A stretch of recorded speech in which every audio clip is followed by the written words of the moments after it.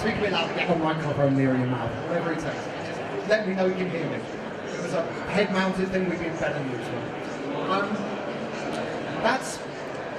That's what I'll kind of reveal. I'll get to all of that good, juicy secret stuff in a bit, but this is our overall message of what I've taught you about today. Social media should be making you money, not costing you money. I've had people walk out of meetings before when I said this. It's very possible that some people might be offended by it. They might think, hey, I'm not in this to sell things to people. I'm in this to engage my audiences. I'm in this to have a good time. I'm in this to have a brand reputation. But what I'm not here to do is to sell things or to make money. And I think partly people are also slightly protective about the ways that they're measured on their own success. And the last thing they want is a CFO stalking down the hallway going, hang on a minute, those social media managers over there are really making us anything. So it's a fear point, but that's absolutely the space I'm coming from. I'll try and talk you around on it, but if you want to give me a slap off this, that's fine. Give it a percolate, we'll come back to this stuff. So let me say who I am. I'm Bresnark, I'm the Director of Client Success at a company called Biopower. We're a startup, we've been going, maybe we're not a startup anymore, we've been going about 3 years. We are a gang of retailers, marketers, digital people, techies, and we want to join together with a firm belief that social should be their way and set. It's a channel, and that's what really, really drives us forward. So our product is a cloud-based technology which we license to brands. You can see some of them there. There's some, it's kind of old actually, I should probably add O2 and E and some lovely big brands on there as well. But you can see some of the people we work with. Many of our clients are retailers and they're looking to solve probably a few, like 5 or 6 shared common problems that they have. So getting more sales from their existing customers, acquiring brand new customers, launching or relaunching products or categories. So, you know, all of a sudden they're doing garden stuff. How do we actually get that word out there? Capturing pre-orders or driving gift card sales, which anyone in business knows is sort of where the real money is. And increasing average transaction values. So it's very nice if someone comes in and spends 20 quid, it's nicer if they spend 30. So we help with those things. This is probably the big thing that we really help with. It's kind of scary, but it's also a real opportunity. So if you look at the top line there, probably a little bit like that, but I'll explain. The line that's hockey sticking there is the percentage of marketing budget that brands are spending on social media. By next year, that's going to be about 18%. It can be much, much higher for some brands. Dr. Pepper, I believe, are now spending 100% of their marketing on social. So it's getting more and more, and there's nothing wrong with that, because as we all know, that's where people are, and of course that's where you're going to put your message out. It makes total sense. But there's a problem down there, which is, this is dead. This isn't doing anything.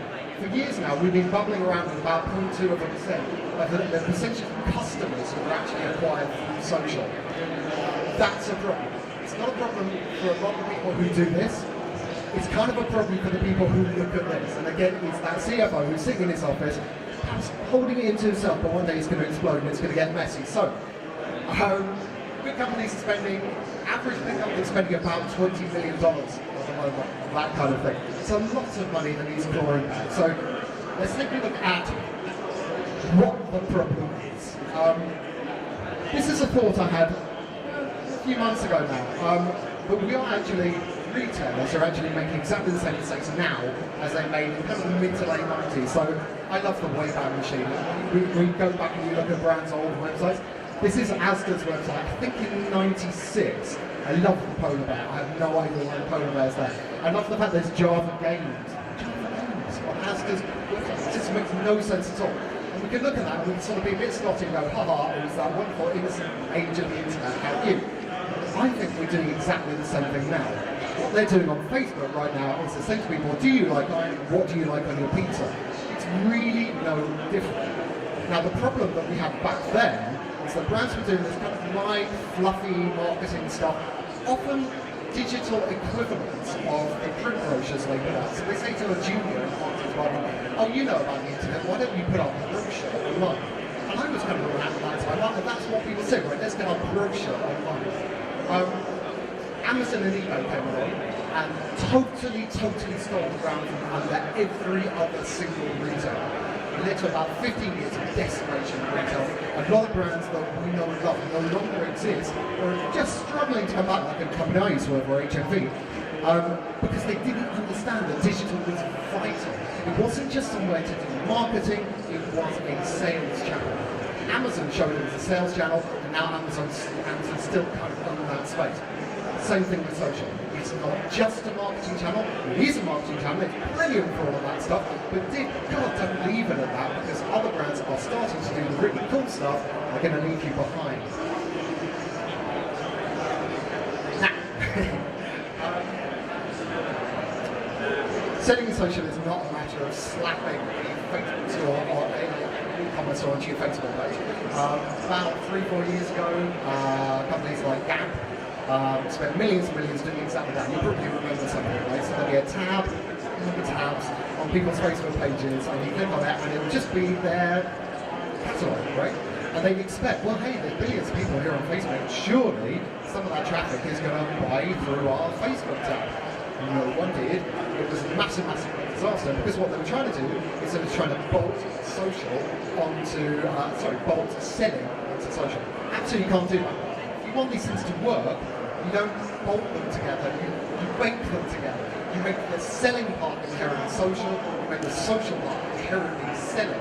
We're just slapping the two on top of each other. It's a recipe for disaster. While I'm on that topic, I'm talking very quickly, I've got an awful lot to get through, forgive me. While we're on that topic, I know that a lot of people are thinking about mobile today. I'm not as much a fan of mobile as anyone. But it does remind me a tiny bit of this stuff, that will slap it on. I kind of think that it really doesn't matter how you get people to their destination. Right? So it can be mobile, it can be desktop, it can be virtual reality, it can be any of those things. But I kind of think that they are a vehicle.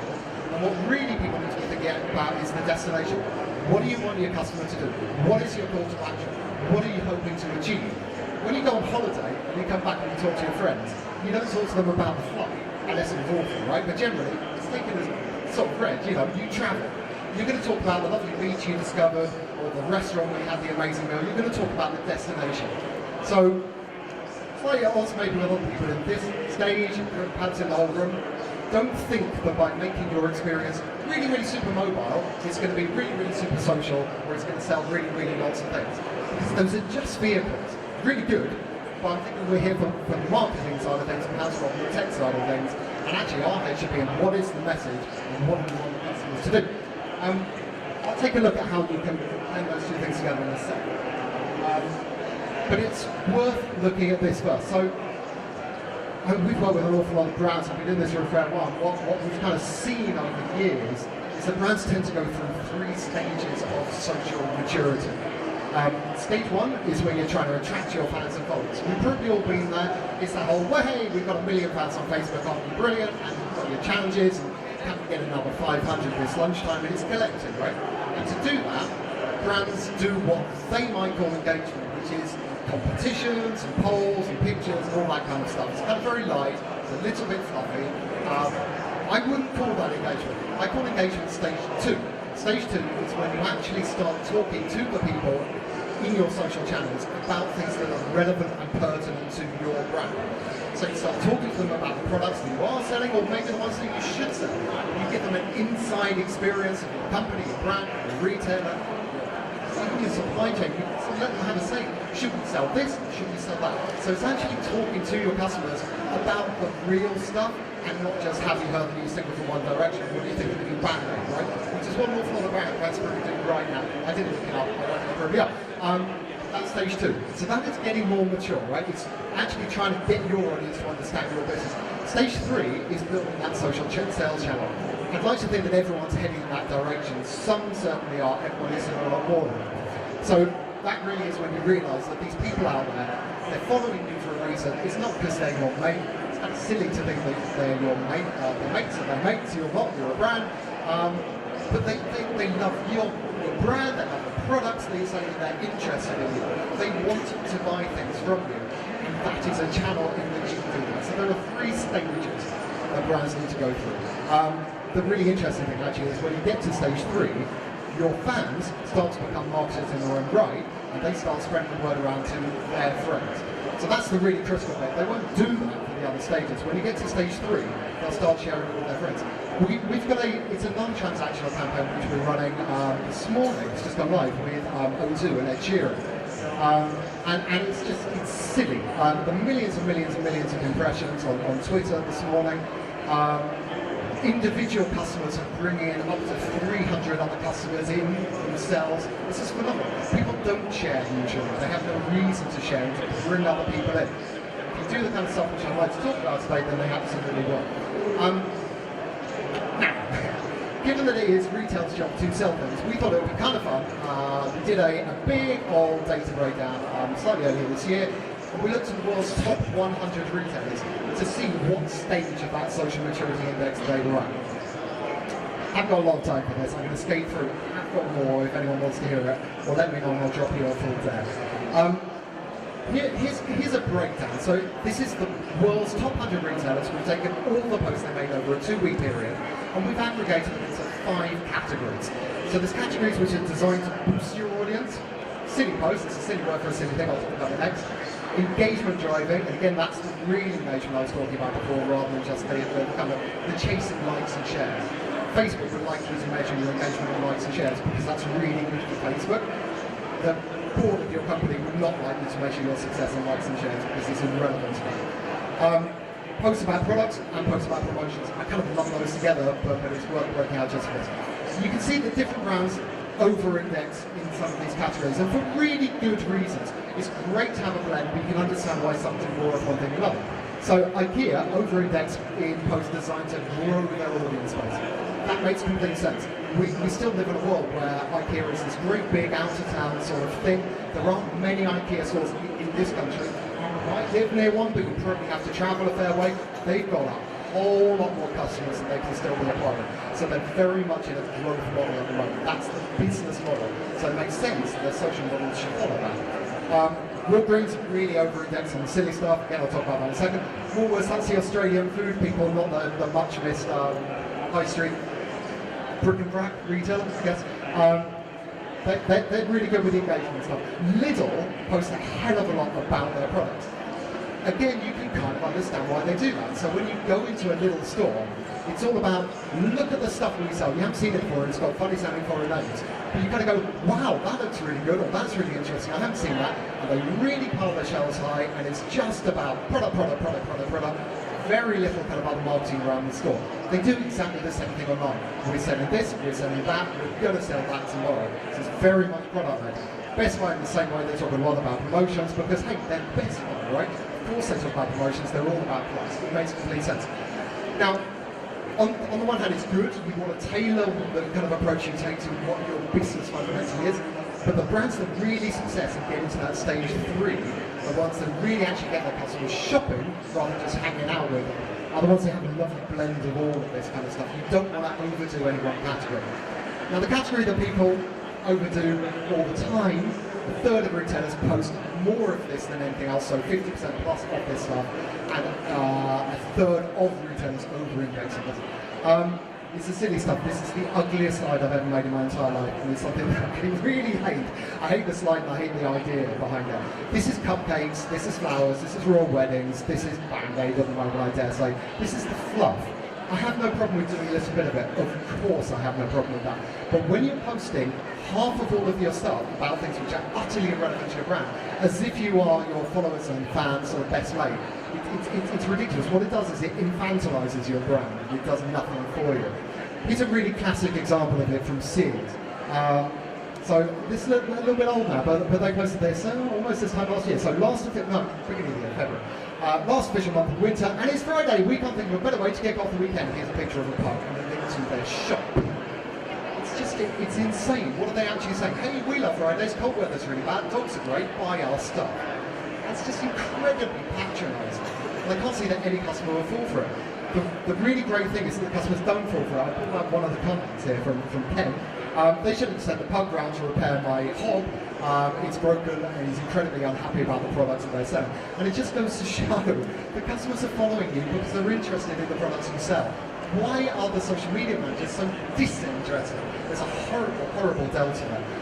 And that stuff just alienates people. It's very, very rare that people get massively engaged with it in any way. People do talk an awful lot about the Oreo campaign, for example, the whole idea of this sort of real-time content marketing. Again, I've kind of got no problem with that. I would love to talk at great length. It's not what I'm here to talk about. I do wonder sometimes, and I am one, whether that stuff is actually a kind of a refuse for former journalists who no longer have magazines to write for. And I'm yet to be convinced that it actually does lead to direct sales. And I don't think the data is particularly backing it up. You can definitely win Twitter for a day, unless your call to action is actually going to drive the right sorts of behaviour. I'm overstating this, but do have a think about it, I guess is probably the takeaway. Let's have a little look at this. I haven't got time to go through all this data, but this is kind of interesting. So this is the flip side of that last one. This is brands who perhaps over-index at the edges here, in the middle, great, about products and promotions. We saw before the Lidls and the Best Buys. Bed Bath & Beyond really awful with this. 94% of every single thing they put out is about products and promotions. I can't imagine a more boring account to be following on Facebook, Twitter and Instagram. It's just dull as anything. Really interesting, the brands that do an awful lot of this stuff are the ones that overuse perhaps or use an awful lot sites like Pinterest and Winello. There is a myth going around that those sites are social commerce. I'd argue quite strongly that they're not social commerce, they're just linked to e-commerce. There's nothing really inherently social about what they're doing, they're just link farms. You see a picture, you click through to a store, and you buy that on that store.